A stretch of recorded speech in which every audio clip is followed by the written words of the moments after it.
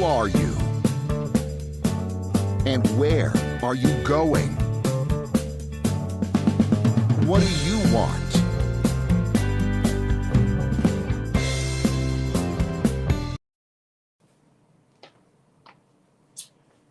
Hello and welcome to Jiggers' Place. I'm your host Kevin Bemmel, and I'm here every other Thursday. I have to remember what today is. Every other Thursday to have a cocktail and a schmooze, as we say. And today our topic is beauty. And I have a feeling some of you may not agree with my perspective on this, but that's okay, because we're going to have a cocktail first. So in anticipation of today's subject, my cocktail designer, ChatGPT, and I came up with one called the quiet alignment. So you'll see why that's relevant when I talk about beauty. But it's very different than any cocktail I've ever made before. It has no primary spirit in it. It has no vodka, no gin, no whiskey, no tequila, none of those things. Okay, its primary ingredient is pear eau-de-vie. I'm using one. It's called H.M. Learman. It's poire, which is French for pear, Williams Grand Reserve. And it's been made by father and son since 1850. I got this when I was in, I was in France. I forget which town it was. And then we're going to add to that a little bit of fino sherry. This is one I typically use, Tio Pepe. And then there's some ingredients that I mixed or squeezed myself. So if you get my emails, you know that the recipes are in them. So it calls for some chamomile tea. I was positive I had chamomile tea, and then when I went to make the honey and chamomile tea syrup, I realized I didn't have any. So this happens to be rosehip and hibiscus tea and honey syrup. The flavor profile will be a little bit different, but we're only going to use a ½ ounce of it, so I think we'll be okay. We have some fresh lemon juice and some salt water, and then we're going to garnish it with little slips of lemon peel. So we're going to start out with the pear eau-de-vie. For those of you who know your French, you know that eau-de-vie literally means water of life.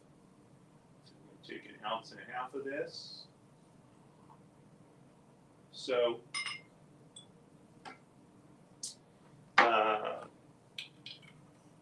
it has eau-de-vie are typically made in fruit flavors, although technically they can be made with really anything. So this has a nice pear flavor. So we'll put that in the mixing glass. And then we're going to have a ½ ounce of sherry. This is a fino sherry, which is a dry sherry. Oops, we got the wrong thing there. Okay, there we go.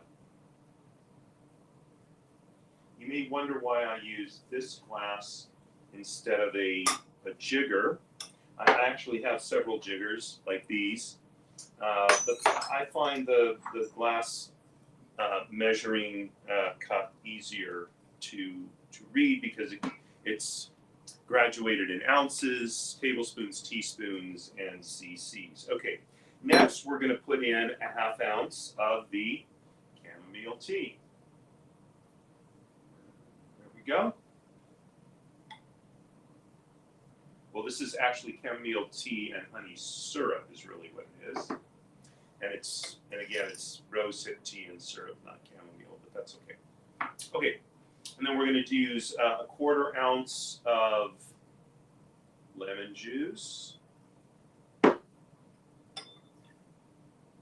And then it calls for just a couple of drops of salt water. I'm going to kind of remix the salt water there. And I'm just going to do this real carefully. Yep, That should be, that's probably more than enough. Okay. And then, you know, now normally when I'm mixing the cocktails, I mix it for about, at least 30 seconds. And the idea is not just to chill the mixture, but it's also to let some of the ice melt because water opens up the flavors. But in this particular cocktail, it says to stir it gently because it really doesn't want the ice to melt very much. We just want to mix the flavors together. And so I'm gonna do it rather gently. You can see it's got a bit of a pink color. That's because I used the rose hip tea instead of the chamomile. Okay, we're just going to do it gently here, about 20 seconds, 20 to 25 seconds. And real gentle, gentle. Okay. And again, the recipe says into a chilled coupe glass. My coupe has unchilled by now because I don't have a freezer behind me. I actually do have a freezer behind me right over there, but I have to defrost it. So, perfection is never the aim. It's always just having a wonderful time. Okay, so then we're going to take our strainer and we're going to strain it into our coupe glass.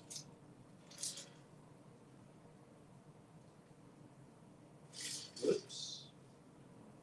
Overdo it. And we're going to express the lemon peel over the surface. And it says to discard it, but I'm going to drop it in.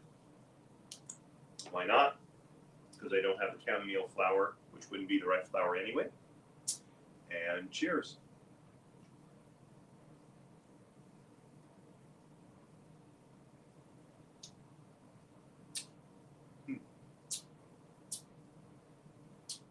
Very interesting. Okay, see you over on the couch.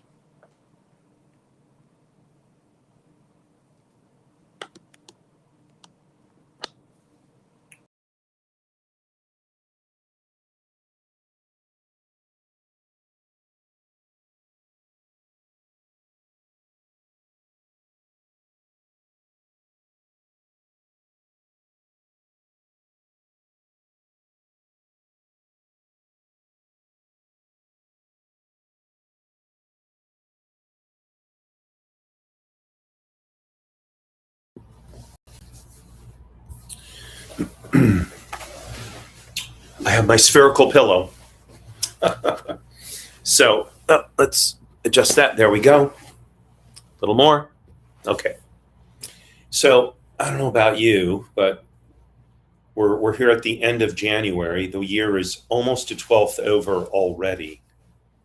And it has just started out at a furious pace. So I was thinking, we'll kind of ease into the year. Things will be nice and calm, but no, it hasn't turned out that way.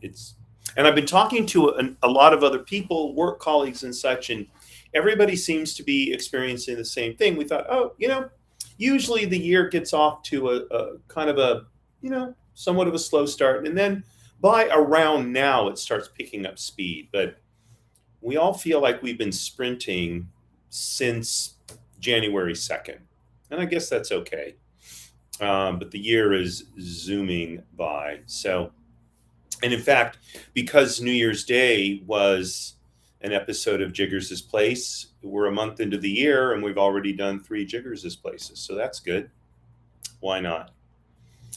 Okay, so on to our subject, beauty. So I'm sure you've heard the old expression, beauty is in the eye of the beholder. And that seems to have been replaced by an idea that was a lyric to a song back in the, I think, late 60s.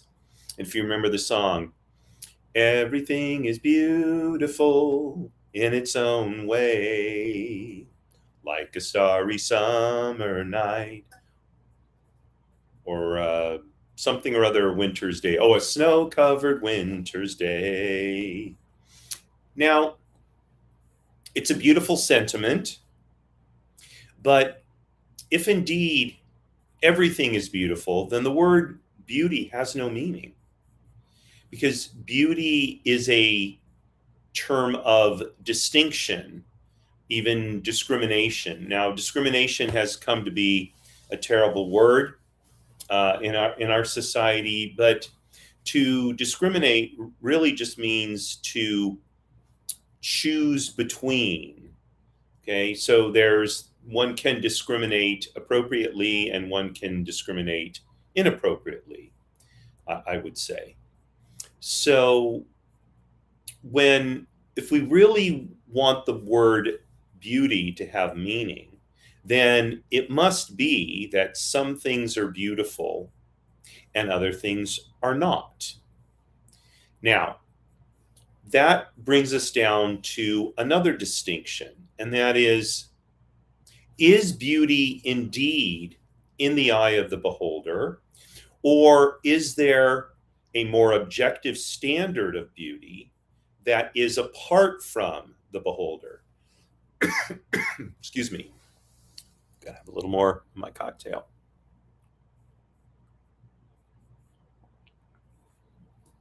I have to say, this is just a really interesting taste, real interesting flavor. And I think it's good. I think it is, but I'm not sure. I think I have another sherry that's made by my friend Jeff Morgan at Covenant Winery. Maybe I should have used his sherry. I have to think about that for next time. Anyway, so I would argue that we're really talking about two concepts here. One is beauty, which is an objective idea, and one is preference, which is a subjective idea. So what I prefer in terms of how a woman looks, how I make my house an environment that I find enjoyable. Okay? It may not meet the objective standard of beauty, but it certainly reflects my preferences, like my spherical ball pillow and having books all over the place. If you came to my house, you would see there are books, I think quite literally, in every room. Okay? Even los baños, as we say in Spanish. So I hope that my home is at least reminiscent of objective beauty. But in the end, what I really want is a place in which I feel comfortable, relaxed, and that serves how I live my life. And so the fact of the matter is, I suspect my home is too cluttered to be beautiful. And it doesn't quite meet some of the other standards of beauty that I'm going to talk about in a few minutes. But that's okay, because it's really designed for my personal comfort since I live alone. Beauty is something different. So if you've ever seen the statue of David, or Le Tour Eiffel, the Eiffel Tower, or I was going to say the Mona Lisa, but actually I've seen the Mona Lisa and it's not nearly as impressive as I thought it would be. Perhaps the Acropolis in Greece, or one of the pyramids in Egypt. These aspire to an objective beauty. Okay? And I came up with 4 aspects that something needs to have in order for it to be objectively beautiful. And I've used that word several times. Let me explain what I mean by objectively beautiful. Something that's objectively beautiful is beautiful even though I don't necessarily like it. Okay, so for example, par exemple, as the French say. I don't know why I'm in a French mood. I'm wearing Italian clothes. I guess it's it's the French pear eau-de-vie. So I sort of like some opera, but not a lot, to be honest. And one of the reasons I don't like it, or I don't particularly like it, is the voices, and it's very, it's heavy. And yet I recognize that opera is beautiful. The people who can sing in an opera have exquisite voices, far better, more highly trained voices than most people who sing popular music. Now, by the way, there are people who sing popular music who have highly trained voices. They really are extraordinary. But that's the exception rather than the rule. In opera, there's nobody singing in opera who does not have an extraordinary voice. And the composition, the singing, the presentation, it's all objectively beautiful. And here's why. So first of all, it has proper proportion and harmony. Not harmony in terms of musical harmony, but harmony in the sense that the parts go together. When one looks at something that's beautiful, whether it's the Statue of David, whether it's the Eiffel Tower, whether it's the Marriage of Figaro, whether it's Beethoven's Fifth Symphony, one has a sense that each part is crucial to the whole, and that all the parts fit together like a hand sliding into a custom-made glove. Right? So that's number one. That beauty has a sense of proportion and harmony.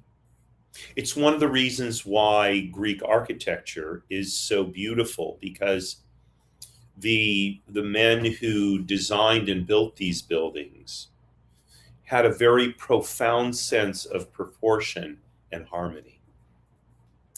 Number two, beauty has integrity. So it has authenticity. It's not pretending to be something else. Okay? There is no beauty, no true beauty, in the hotels in Las Vegas, because they're all faux, in the French word. They're all fake. Whether it's the Bellagio, which is trying to be reminiscent of a grand Italian villa or castle, or the Luxor, which has the pyramid. Okay, they're not those things. The pyramids in Egypt have beauty because they are the tombs of the pharaohs who are buried inside them. So authenticity too is a factor in beauty, because if someone is faking it, they're not beautiful. So you may say, well, wait a minute. Women wear makeup. That's not authentic. Well, one could potentially argue, or perhaps argue, that it's not natural because we're not born wearing makeup. But the pyramids had a cladding on them to give them a finished appearance. And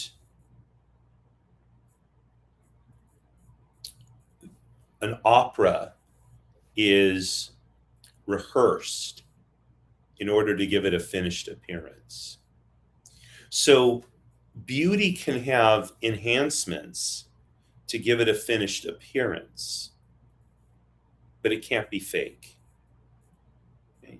That's why when a woman is overly made up, a beautiful woman, an otherwise beautiful woman overly made up, is no longer beautiful,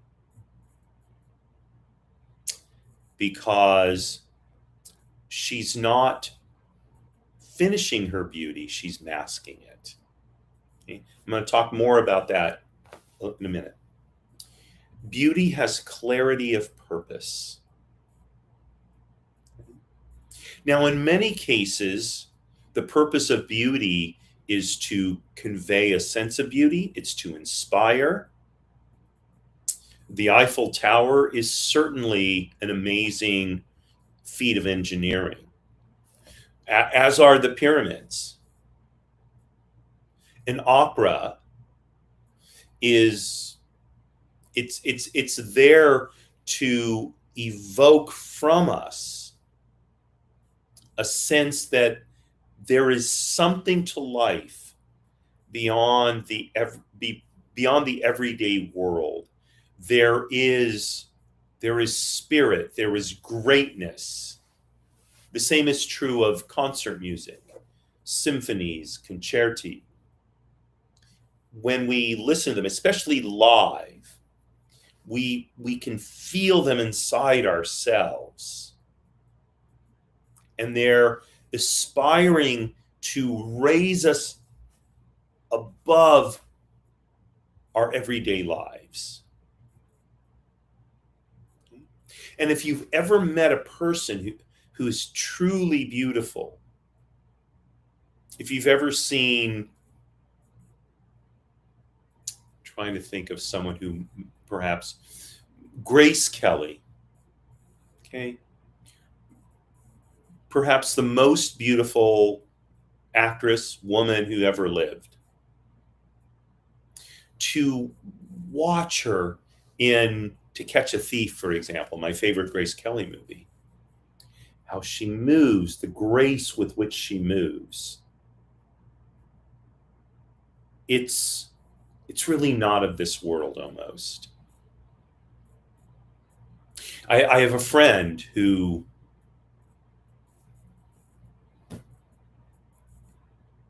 she's like that. When we're walking together and I take a glance at her and I see the way she's just moving through space, it's not of this world. That's all I can tell you. She dancer all her life, gymnast, but it's even beyond that. There's something coming from inside of her that's expressed in the way that she walks. There's true beauty there, objective beauty. And finally, there's depth. So this is why, as much as I enjoy popular culture, there really isn't beauty in popular culture. Now, sometimes something will start in popular culture and will move beyond it into the realm of beauty. For example, Rhapsody in Blue by George Gershwin. Originally it was just this jazz composition, but to hear it, one realizes it's beautiful. It's beyond popular culture. It is symphonic. Much of Aaron Copland's music is the same way, even though it's very much for the common man, and yet when one sits and listens to it, we're taken out of ourselves. We're elevated, I think is the best word.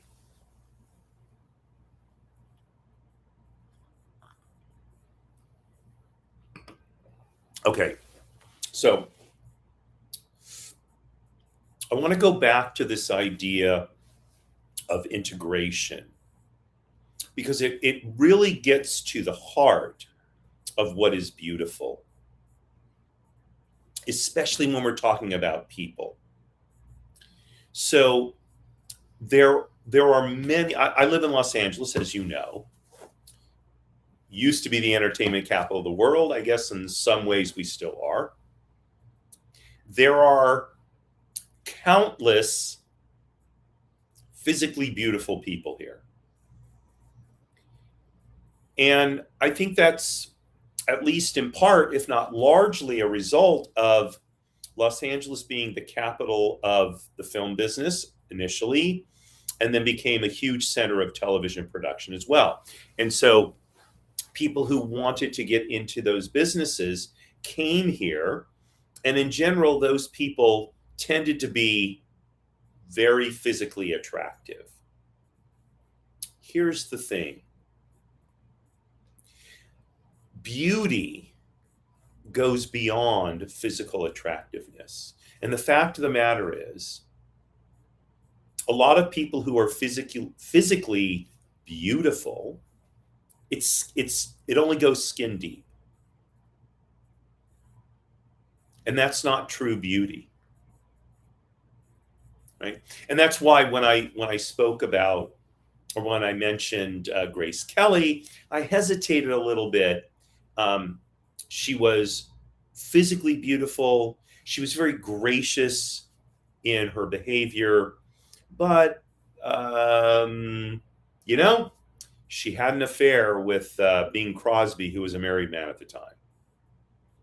And at least some sources say that she seduced him, not the other way around, when they were making I don't remember the name of the movie now. Now, one could argue she was captivated by Bing Crosby. He was evidently a very charismatic man. Okay, so, does something have to attain perfection to be beautiful? No, I don't think so. The statue of Venus de Milo, the arms have broken off or whatever. It's not perfect, but it's certainly beautiful. So we're not talking about something that is perfect, but it's something that is about as close to perfection as we can get. And so that's why I would say that that Grace Kelly is beautiful. Okay? We as human beings, beauty comes from not only our physical appearance, but our behavior, how we treat other people, how we speak, how we behave, especially in public. It's an expression of our souls, and our souls are, inside of us, I guess, right? But someone who,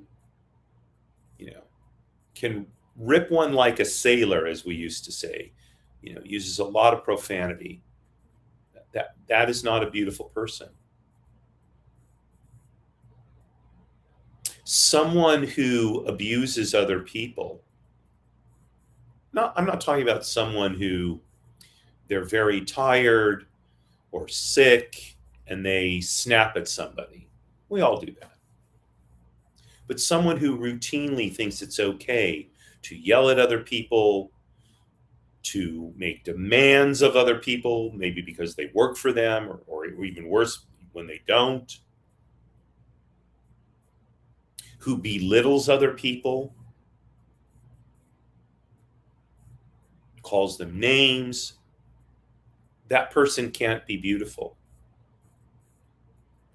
Their behavior excludes them from that designation. And that, I think, is the most important aspect of this. Hopefully, we're all aspiring to be beautiful, or to be more beautiful, to approach more closely to this objective idea of beauty. And in order to do that, we not only need to groom our appearance, we need to refine our characters.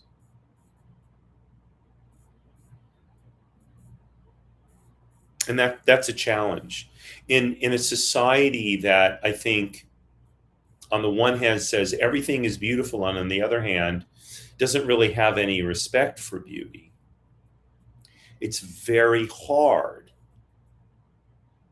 to refine ourselves because we're surrounded by unrefined behavior.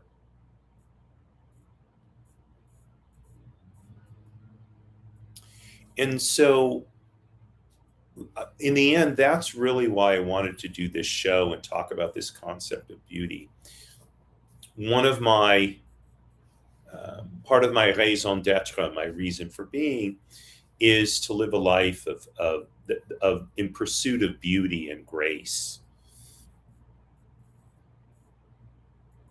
to continually work on becoming an ever better expression of myself.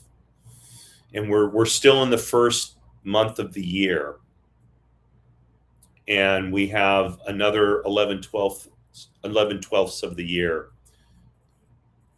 spreading out before us. And so there's lots of time for us to work on becoming more beautiful. I'll never be beautiful. That's for sure. Look, but I can work on it. I'll tell you, one of the most beautiful women I've ever met I was working in the parking lot at Disneyland. This is going back now close to a half a century. Not quite there, but close to it. And this woman, she was driving a big Cadillac, and she was driving, and she saw me, and she drove up to where I was, and she stopped, and she rolled down her window, and she said, "Can you help me?" And I walked over and I said, "Yes, ma'am. What do you need?" And I took a look at her, and she was a woman in late middle age, even under, the somewhat shifting standards of physical beauty. I wouldn't say she was physically beautiful. I'm not saying she was ugly, but she was not Grace Kelly. And yet, when I walked up to the car and started speaking with her, I felt like I was surrounded by her aura. I can still, to this day, remember the feeling of being in her presence. And she just said to me, I'm sorry to bother you. I'm not sure where I'm supposed to park. I think I'm lost." I said, "Oh, I mean, are you meeting friends here or something?" She said, "Yes, I'm supposed to be meeting them at the main gate." And I'm not even sure how I got up here. And I, at the time, this was before, Disneyland is different now. At the time, we had kind of VIP parking in the very front. You had to have a red or a white tag on your windshield, and we carried them. Some of us did. And I said, "Ma'am, I'm going to put this tag on your car. This allows you to park in the VIP parking. And if you look just up ahead, you'll see some cones there. I'm going to pull the cones aside, and please just pull right in there. Take any available space, and we're right next to the main gate here." And she said to me, "Oh, that's so nice of you. Thank you so much." I said, "You're welcome, ma'am. I hope you have a wonderful time here at the Magic Kingdom." Right? I was just a kid, 17, 18 years old, whatever I was. This was a beautiful person. You could feel the beauty coming out of her soul. And you may say, "Oh, no, she was just playing you to get VIP parking." No, I don't think so. I don't think so. It was too genuine.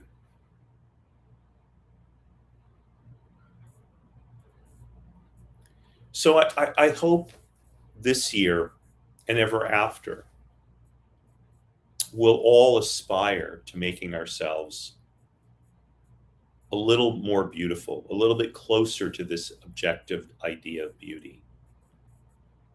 We'll seek proportion and harmony. We'll seek integrity. We'll seek clarity of purpose. And we'll seek depth. Jiggers' place is a spot, a moment in time, to do those things. So I hope you'll join me here often, and I hope you'll join me in my pursuit of beauty. So thank you very much for watching today, and I wish you a wonderful evening. And I'm going to sign off to another beautiful, remembering a beautiful, beautiful soul.